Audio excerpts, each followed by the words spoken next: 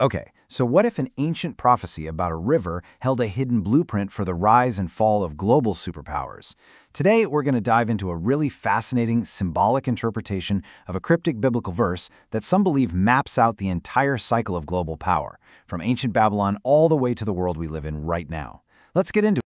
And here it is, Revelation 16:12. A river's water dries up. Why? To prepare the way for the kings from the east. Now, on the surface, that sounds like a very specific, maybe even a little strange prediction. But what if this isn't about a literal river at all? What if it's actually a symbolic code? And that really gets us to the core question of this whole explainer. How could a 2,000-year-old text about the Euphrates River possibly have anything to do with 21st century geopolitics?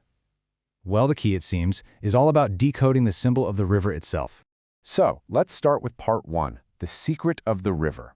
See, to unlock this prophecy, we first have to figure out what rivers, and specifically the Euphrates, even represent in this symbolic language.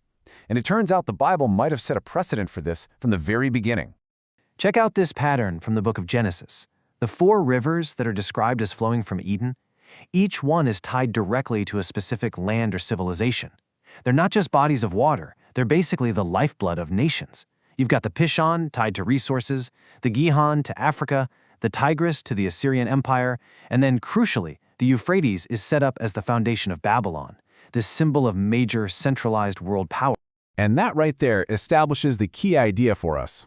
In this interpretation, the great river Euphrates becomes a metaphor. It represents the lifeline, the flow of trade, of wealth, of military might that keeps any dominant global power going. Just like the real river sustained Babylon, this symbolic river sustains an entire world order. So, with that definition in our back pocket, we get to our second section, a repeating historical pattern. Because the people who look at the text this way don't see the prophecy as a one-time thing. They see it as a recurring blueprint. A dominant power's river dries up, and new powers from its east rise up to take its place. And you can kind of see this cycle play out across history. First, you had the Babylonian Empire, sustained by the literal Euphrates River. When it fell, who was its successor? Persia, which came from the east. Okay, fast forward. The Western Roman Empire, sustained by Mediterranean trade routes, that's its river. When that fragmented, power shifted east again, this time to the Byzantine and Islamic empires. And that brings us to the modern era, where the river is global finance, sustaining a Western-led order. And its potential successors? They're now rising in Asia. So this makes the drawing of the river the absolute critical moment. It's the trigger. It's that point in time when a global power's economic lifeline starts to fail. And that collapse, it doesn't happen in a vacuum. It actively prepares the way for the next power to rise.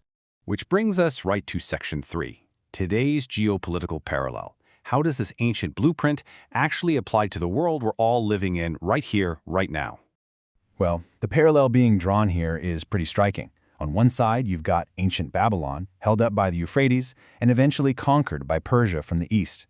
On the other side, you have the modern Western-led global order, held up by global finance and trade. And according to this view, its river is drying up through things like debt crises and the massive shift of manufacturing, which clears the way for today's kings from the east, the rising economies of Asia. And this, right here, gets to the core theological claim of this whole interpretation. Within this framework, these huge geopolitical shifts aren't just random accidents of history. No, they're seen as part of a deliberate, unfolding narrative, a divinely orchestrated transfer of power on the world stage. Okay, so let's move on to our final section, the divine blueprint. Let's zoom out, put all the pieces together, and look at the full 4-stage process that this interpretation describes. So this interpretation really presents a clear 4-stage cycle. Step 1. A global power dominates everything. Step 2. Its economic lifeline, its river, begins to dry up. Step 3. Its decline clears the path. It removes the barrier for a challenger. And Step 4. New powers, from the east, advance to fill that vacuum. From Babylon to Rome to today, this is the pattern that supporters of this view point to. So, what it all boils down to is this one powerful idea.